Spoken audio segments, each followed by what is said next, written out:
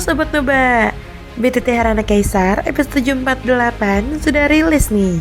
Tanpa banyak pembukaan, yuk langsung saja kita lanjutkan kisah serunya.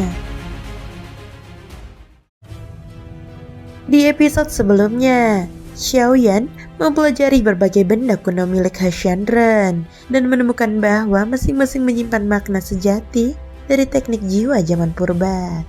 Berkat bakat jiwanya, ia dengan cepat memahami salah satu teknik tersebut.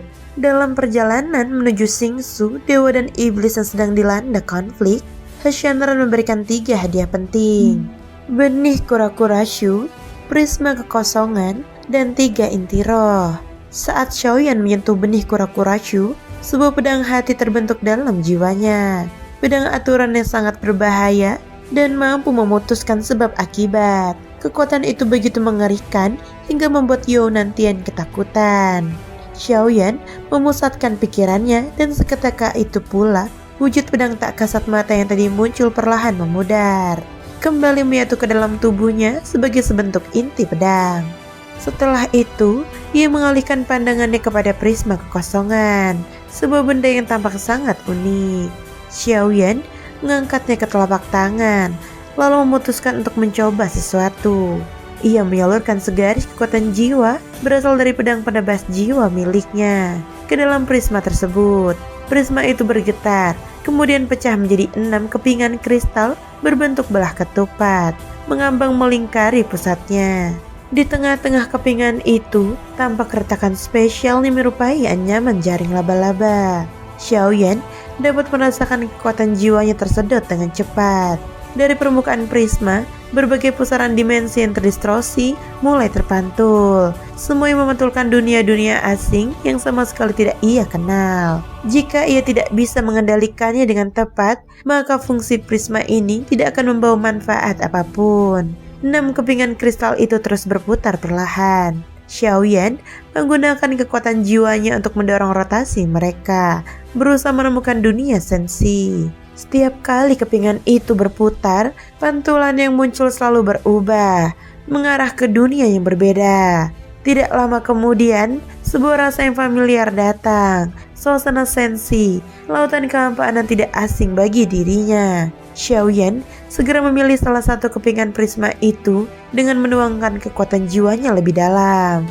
Dalam sekejap, ia seolah berada di puncak tertinggi lautan kehampaan. Namun, ia menyadari bahwa ia tidak mampu menetapkan lokasi itu secara presisi.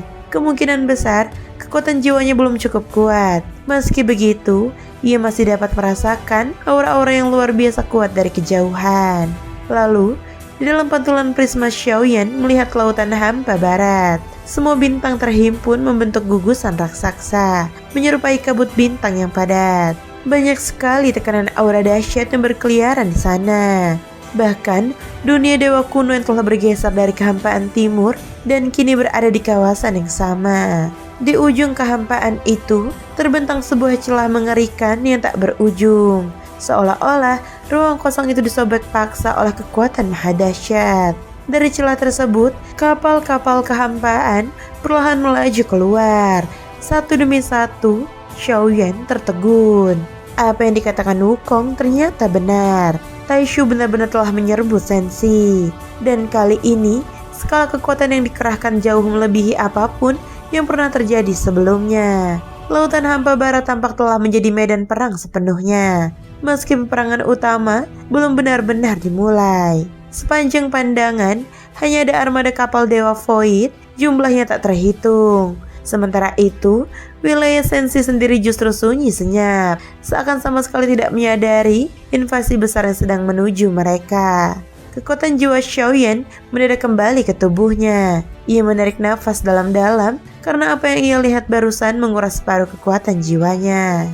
Prisma kekosongan ternyata tidak hanya bisa membelokkan serangan, tetapi juga dapat digunakan untuk melihat kondisi dunia lain secara langsung. Nilai dari fungsi ini benar-benar tak ternilai. Dalam waktu singkat saja, ia sudah kehilangan 50% kekuatan jiwanya. Xiaoyan menenangkan diri sejenak. Jadi Sensi dan Taishu benar-benar akan berperang. Gumamnya perlahan. Ia kemudian memasukkan prisma kekosongan kembali ke dalam cincin penyimpanan. Menurut Xiaoyan, hanya satu benda ini saja sudah sebanding dengan harga peoni yin yang diberikan sebelumnya. Namun ia tidak yakin apakah prisma itu memiliki batas penggunaan. Jika tidak ada batasnya, maka nilainya akan setara harta tak ternilai. Akan tetapi, tampaknya hal itu tidak mungkin. Setelah satu kali digunakan, Xiaoyan dapat merasakan perubahan tipis pada prisma itu. Mungkin tidak memiliki batas jumlah penggunaan, tetapi jelas memiliki batas ketahanan. Barusan ia hanya sekedar melihat situasi sensi dan konsumsi kekuatan yang sudah sedemikian besar. Jika prisma digunakan untuk menyerang melintas dunia atau membunuh musuh dengan menembus dimensi, usia pakainya pasti berkurang jauh lebih cepat. Setelah itu, Xiaoyan memandang pada 3 tubuh keabadian fisik. Anehnya, meski belum menetas meski waktu terus berlalu, tampak seperti manusia yang sedang tertidur lelap. Salah satunya bahkan berwujud seorang perempuan, membuat Xiaoyan sedikit mengernyit. Sayang sekali, kekuatan jiwa perempuan itu sangat lemah. Tanpa memulihkan sebagian jiwanya terlebih dahulu, kecil kemungkinan tubuh itu dapat ia gunakan sebagai media penyerapan atau pengendalian. Ia memeriksa lebih jauh dengan kekuatan jiwanya dan terkejut. Ketiga tubuh ini memang sudah diambil sebagian darah esensialnya. Namun ternyata masih menyisakan jumlah yang cukup besar. Jelas pihak yang berdagang dengan Shenren masih memiliki sedikit hati nurani. Atau mungkin mereka paham bahwa jika barang ini tidak berkualitas, Shenren tidak akan bersedia bertransaksi. Semua kekuatan ras Yuansen memang bersumber dari darah esensial yang merupakan inti dari kekuatan bawaan mereka. Xiaoyan pun segera mengekstraksi seluruh darah esensial itu. Dalam sekejap, ketiga tubuh keabadian fisik tersebut melepaskan bagian jiwa masing-masing. Gelombang energi memenuhi tubuh mereka, menyatu perlahan melalui kulit dan sumsum tulang. Namun, bagi klon Yuansen-nya, peningkatan ini sangat kecil. Untuk mencapai tingkat surgawi, prosesnya amat panjang dan memerlukan berbagai peluang luar biasa. Karena itu, setiap kesempatan sekecil apapun tidak boleh ia lewatkan. Setelah darah itu diambil, ketiga tubuh keabadian fisik tersebut praktis tidak memiliki fungsi berarti lagi. Meski masih dapat ia simpan sebagai bahan pengobatan di masa depan. Saat Xiaoyan hendak menyimpannya, tiba-tiba salah satu tubuh itu memancarkan gelombang jiwa.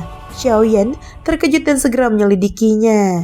Dari sana muncul seberkas kesadaran sisa. Api hati Wuju belum padam. Dalam badai 9 langit, mohon bebaskan Wuju, bebaskan Wuju. Itu saja, hanya satu kalimat. Kemudian kesadaran itu lenyap selamanya. Xiaoyan mengerutkan kening. Api jantung Wuju belum padam. Apakah ini berarti ras Yuansen masih memiliki keturunan yang hidup? Ini mengejutkan, sebab sejauh pengetahuannya, ras Yuansen telah lama punah. Belasan mayatnya pernah ia temui, namun tidak satupun makhluk hidup yang tersisa. Namun, seberkas kesadaran ini membawa kabar luar biasa penting. Terkurung di 9 langit. Apakah yang dimaksud adalah dunia Dewa 9 langit? Informasi ini tidak diketahui oleh Shenren. Hanya Xiaoyan yang mendengarnya ketika menyelidiki tubuh itu. Setelah tersampaikan, kesadaran itu pun hancur. Jika ras Yuansen benar masih memiliki keturunan, maka larangan besar yang dikeluhkan Patriarki Simo mungkin tidak perlu lagi diperjuangkan Xiaoyan secara pribadi. Bagaimanapun, untuk melahirkan kembali darah keturunan Yuansen, syarat-syaratnya terlalu sulit dan syarat resiko. Namun, jika ada yang masih hidup, segalanya mungkin berubah. Ia bisa mengetahui apa yang sebenarnya terjadi pada ras itu. Sayangnya, informasi yang dimiliki sangat sedikit. Yang pasti, lokasi yang disebut itu memang merujuk pada dunia Dewa 9 Langit, tempat yang bahkan belum pernah ia masuki. Dan mencari satu ras di wilayah seluas itu, bagaikan mencari jarum di lautan kabut. Selain itu, pesan tersebut menyeratkan bahwa keturunan itu kemungkinan besar bukan bebas, melainkan ditawan atau dipelihara dengan sengaja oleh seseorang untuk tujuan tertentu. Keadaan pun menjadi semakin rumit. Meski demikian, Xiaoyan merasakan bahwa sesuatu yang berkaitan dengan klan Yuansen mungkin akan menjadi titik balik bagi Sensi. Sejak Si Jun membantu dirinya mengambil alih tubuh Yuan Shen ini, garis takdirnya memang telah terjerat dengan klan tersebut. Sekarang, setelah mengetahui ada sisa keturunan 9 langit, tentu ia tidak akan mengabaikannya. Hanya saja dengan peperangan antara Sensi dan Taishu yang berada di ambang pecah, ia tidak mungkin memikirkan hal lain untuk saat ini. Yang terpenting, sekarang adalah memulihkan keadaan Gao Yan dan kembali ke Sensi secepat mungkin. Soal membantu klan Yuan Shen bangkit kembali, itu hanyalah urusan di masa depan.